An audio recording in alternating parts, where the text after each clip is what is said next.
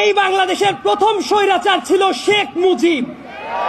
এই কথাটা বলতে অনেকে দ্বিধান্বিত হয়ে পড়ে এখনো। ভোট চুরি বাংলাদেশের শেখ হাসিনা প্রথম করে নাই। 1973 সালে 7 মার্চের ইলেকশনে ভোট চুরি হয়।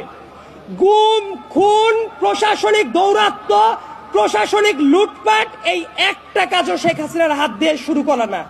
প্রত্যেকটা কাজ শেখ মুজিবের হাত দিয়ে শুরু করা এবং এটাকে শিল্পের পর্যায়ে নিয়ে গেছে শেখ হাসিনা।